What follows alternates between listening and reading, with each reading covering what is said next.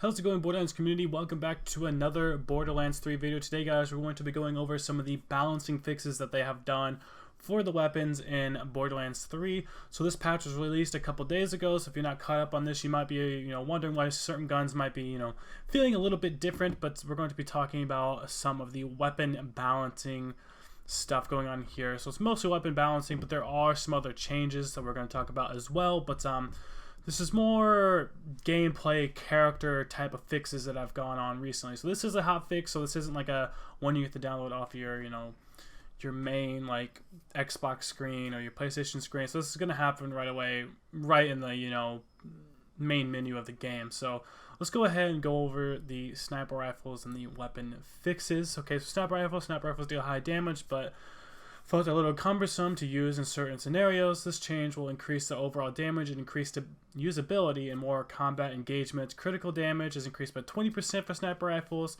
Firing rate increased by 15%. Time to aim sights ADS is reduced by 15%, and time to equip is reduced by 20% as well. Moving on, switch to the Jacobs, or the pistols. It talks about Jacobs and Torgue pistols here. So Jacobs and Torgue pistols outperformed other manufacturers. I feel like this is true. I used a Jacobs pistol pretty much through all of the campaign because it was just literally had such high damage. But yeah, dealing damage to groups of enemies at a much higher rate than other pistols. This change keeps their identity intact but reduces overall group control. TDR, Dahal, and Treasure of the Vault pistols have manufacturer penalties that affect their overall damage. Increasing their overall damage will overcome some of the penalties while retaining their unique gameplay style and feel. So basically, they buffed the TDR, Dahal, and Children of the Vault pistols and reduce the Jacobs and Torgue pistols damage. So they increase the damage for these three manufacturers right here. Even Children of the Vault getting a 20% boost, and then they reduce the damage of Jacobs pistols by 15% and the Torgue pistols by 10%. I definitely feel like this right here, I mean, it is justifiable because they want to balance everything, but I did use a Jacobs pistol that was wild, really, really wild. Okay. So we're going on to just specific manufacturers here now. So Maliwan manufacturer, Maliwan weapons had reduced overall damage because they applied elemental. So they had elemental effects, so they thought, bringing down the rate of damage was, a good thing. The damage dealt greatly above other manufacturers. So other manufacturers dealt so much more damage that they decided to basically, all Maliwan weapon damage is increased and the Maliwan fire rate is increased as well. So they thought just having the elemental stuff would have been enough, but instead they decided it was, 2 weeks. So they decided to buff the increased damage and buff the firing rate of the Maliwan guns. The Atlas manufacturer just flat out has all Atlas weapon damage is increased by 25%. So let's read into what they say here for them. Atlas weapons relied on a game loop that we felt gave players a greater advantage when used correctly. Turns out the loop is not used if the damage doesn't compensate for the time to set up. Atlas guns, basically you shoot the smart target onto the enemy, then you can fire anywhere you want, and the bullets, no matter what, would guarantee to hit the, target, basically. So now damage on the Atlas weapons should facilitate players to using them to the general, on top of feeling badass when they take advantage of the Atlas technology. So basically just a full-on weapon increase. I got to admit, I did not use Atlas guns throughout the campaign because I thought, oh, the smart bullet is cool and all, but it really wasn't effective and didn't really have a lot of damage, I feel like, whenever I used it. But I'm glad that they're making those guns a little bit better this time through this hot fix or whatever. So there's some miscellaneous adjustments here. The Jacobs assault rifle change was to a different the assault rifle from the pistol as more of a mid to long range powerhouse. Since the assault rifles have low magazine sizes compared to assault rifles, they're gaining a slight increase to overall damage to compensate. Dahal SMGs had their firing rates adjusted down before launch, but their damage was never significantly increased, so they should feel more appropriate compared to other SMGs. And the Vladov heavy weapon damage has been increased to share in with the full heavy weapon treatment. So let's look at these modifications we have here. So Jacobs assault rifle damage is increased by 20%, which is nice. I didn't use any of those. In Borderlands 2, I did like the Jacobs assault rifles. Those are more semi-automatic. Not many of them were automatic because you're just doing the tap firing, semi-automatic firing. So they tend to deal more damage because you're, not using that firing rate like you would for the other manufacturers. So they decided to increase the damage, which is nice because now I feel like they're actually usable because that damage buff, it's a pro versus the con of not having the, firing rate. The whole SMG damage is increased by 10, which is good. Always good to have more damage. Flat off heavy weapon damage increased by 25%. Again, really good. E-Tech TDR shotgun damage increased by 50%. Now, I never really picked up or used any of the E-Tech TDR shotgun damage, or the shotguns, I guess I should say. I never really knew that the damage was low, so it's good to know that they're increased, but this has to be by far the biggest increase. 50% increased damage. So it must have really had a very significantly low damage compared to what they should be. I'm not sure how many E-Tech TDR shotguns there are, but apparently they were doing, pretty bad in comparison. So we have some legendary modifications here. We're going to be making a larger comprehensive legendary gear pass, but we have included the following changes. So they're going to be doing a bigger one here soon, basically what they're saying by that. King's and Queen's Call were modified to lower the firing rate. The weapon has a limited burst shot count, so overall feel of the gun isn't dramatically affected. King and Queen's Call fire rate reduced by 50%, so it's pretty significant, and the Firestorm and Storm-based charge times were reduced to 1 second, down from 2. So charge time is lowered, but the firing rate is reduced by 50%.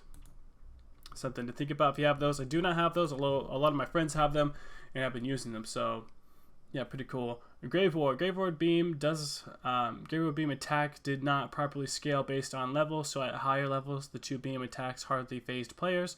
Players will find this attack to be more lethal now. In addition, Grave Ward is a very large enemy and is too easily susceptible to elemental damage, unlike the other large bosses. Elemental damage on Grave Ward is now greatly reduced, but to compensate, Grave Ward's overall health was reduced, so they made him a little bit stronger in some areas and lowered his health, but attacks from Grave Ward now scale based on level, so they didn't before, which is kind of scary. So I guess if you just, level boosted your way all the way up, you could fight him pretty easily then, because he literally wasn't scaling to people's levels. Reduced overall health by 20%, increased resistance to elemental damage. Elemental chance resistance increased by 70%, elemental resistance increased by 30%, and elemental DOT duration taken reduced by 30%. We have some miscellaneous changes here, so let's go over these real quick. Hollow Part Guardian rank has been temporarily disabled. We plan to address this further in the future patch. So again, they talked about a patch they're going to be having soon. This probably will be thrown in with the legendaries and stuff like that. I have noticed this too. So this Hollow Point is the very last point on the, I'm not sure which Guardian skill tree it is. It's the further left one, but it's the very last one you get from the Guardian rank. It is temporarily disabled because it just flat out wasn't working. People figured that out. They, got all the way to it, probably farmed, tried to get it, and it just flat out doesn't work. So hopefully they can fix that soon. Vault Hunters should no longer scream when affected by DOT while shields are active. That would make sense. If the shield was eating the damage, you should be screaming. I guess that does make sense. I don't know if I've really experienced that, if I noticed that. It probably was happening to me. I just didn't notice because I was stupid. Vending machines will now be restocked with higher quality items of the day. Thank God. The machines in Borderlands games sometimes just suck because you could just farm bosses and chests to get better items. I noticed in this game in particular, though, they were very, very bad. Like, I had no reason to even look at machines anymore, especially for, like, shields. Like, I never saw any shields. In Borderlands 1, oftentimes I would buy a lot of stuff from vending machines. Borderlands 2, occasionally, if I got to a new place. But this game, I swear I haven't bought a single item from the vending machines hardly at all. I'm just glad that they're at least getting higher quality items for the item of the day. That overall is a plus for us, though. Adjusted a visual concern on my one shotguns with cryo element. Don't know. Maybe it was showing like fire, but it was doing actually like nuclear or something like that. Or shotguns with the cryo element. So basically, maybe it was just showing a different element instead of cryo. I'm not sure. Legendary loot drops have been balanced throughout the game. Cool challenge enemies will drop a intended specific loot, and some enemies like Troy and Rampager will be a bit more stingy and stingy and no longer drop legendaries every kill. So I'm guessing they did at one point drop legendaries at every kill. I did get a legendary from Troy, so it does make a lot of sense why they would do that. I've noticed in this game that getting legendaries is significantly easier, which, yes, it can be a good thing, but it kind of defeats the purpose of the rarity system if they're not as rare. I got so many legendaries. It began making purples seem like they were more rare than the actual legendaries were themselves. So, yes, that's good that we got so many legendaries, but at least it's fixed now, making it feel a little more special whenever you do get, a legendary gun. So Zane looks like he has quite a few changes here. So let's go over this real quick. Zane's gadgets were great at providing additional utility, but lacked impact as players leveled up. We increased the digiclone damage with all equipped weapon, so the skill can scale better with players as they get higher levels and harder content. The drone requires a lot of player involvement to take full advantage of its damage output, increasing the base damage, as well as the augments will greatly increase the drone's versatility and reward players even more using it effectively. So let's see what the actual buffs themselves are. Digiclone damage increased by 38%. That's good. I don't have a Zane character. I currently have a Mara and a Flak that I'm using. Zane was going to be a close second that I was going to do, but I definitely know Zane's going to be my next character, so I'm glad that they're fixing these out. That's pretty good. Drone damage increased by 50%. Cryo bullet damage penalty removed. So it's a penalty. Yeah, I don't really know what the penalty was, but I'm glad it's removed. Drone rocket damage increased by 50%. Almighty Ordnance rockets damage increased by 75%. Again, I don't know what that is, but I'm glad that they did that. Amara, Guardian Angel health restoration reduced from 50% to 50%, so they reduced it half. Glamour damage penalty reduced from 30% to only 10%. That's good. So she had some buffs there. I'm guessing the Guardian Angel restoration was too much. Or maybe she starts regenerating more health based on where it's at. I'm not too sure about that one. I don't have an Amara character that's that far that I've gotten into those skills yet, but she's like very, very early on. So I don't know those skills yet, but that's more important to you than, hey, you know it now. Flak. Gorillas in the Mist bonuses greatly outweighed its penalty to the base skill. We don't want to remove the playstyle completely, but the overall damage output had to be slightly adjusted because it was outperforming other builds. We're monitoring the changes and may take another change to the ammo return in the future patch. Gorillas in the Mist duration reduced from 8 seconds to 6 seconds. Gorillas in the Mist critical damage boost reduced from 50% to only 25%. So what I've noticed is people have been choosing Flak for what's called the crit build, where basically they just want to have the critical hit up as high as possible and just kind of like one hit enemies or just blaze through enemies because of that critical. Basically with Flak, what you have is you can do the cloak, which during the cloak, if you use a certain skill, every single shot you do in the cloak form is a critical hit. And then you can obviously add boosts to have more critical damage, like this Gorillas in the Mist type of thing. You can increase your critical hit damage even more. So not only do critical hits do more damage just to begin with, but you can do even more critical hit damage and guarantee that every single hit you're doing during that duration of his action skill, which you can also increase how long the action skill is going on for, you could basically be doing a critical hit that is super, super powerful critical hit for like, a couple seconds, which if you do it right with the right elements and certain bosses, you can literally kill them in, a matter of just a couple seconds, or only need to use your action skill a couple times before they're completely dead. Some people can just use the action skill one time, maybe it's a fire gun on an enemy that's flesh, and boom, the boss is just dead.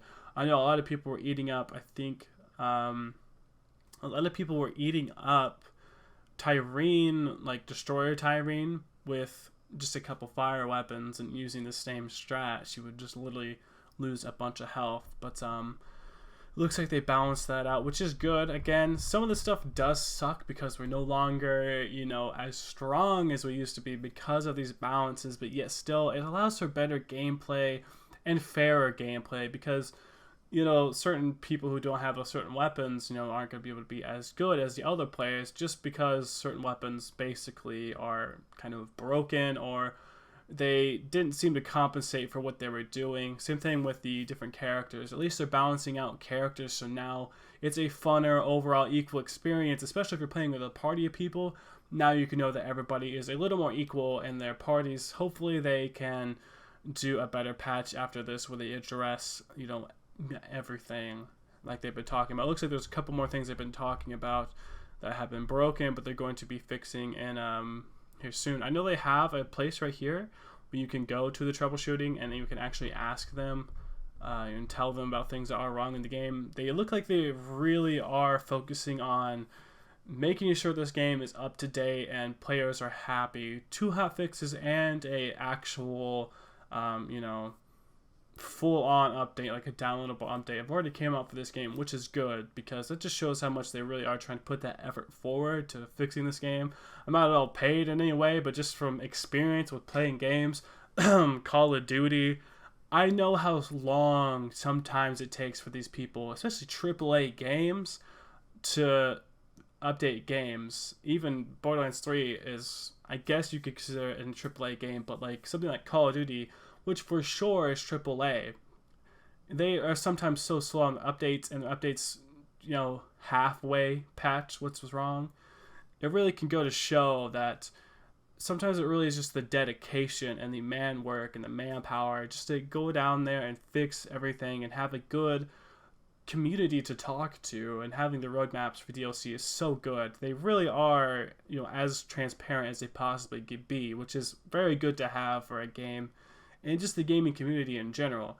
Your community is going to be better and more responsive if you're more transparent and doing fixes like this, like the hot fixes and the, you know, patch and the updates and stuff like that. It's really good to be flat out blunt and have something like this where we literally can just see what all they're doing. It's good. It's better than what some people like, you know, Call of Duty have done, where they just said stability and improvements. It's like, what does that mean? Is this game, you know, playable now? Can we play this certain thing now or not? Doing stuff like this really shows exactly what they did, and it doesn't just say stability improvement. It actually shows what exactly they changed, which I think is good for the community. But that's going to be it for this video, guys. I'm going to have some more videos coming out. I'm trying not to just become a channel that just patches and fixes. I really want to focus on other stuff as well.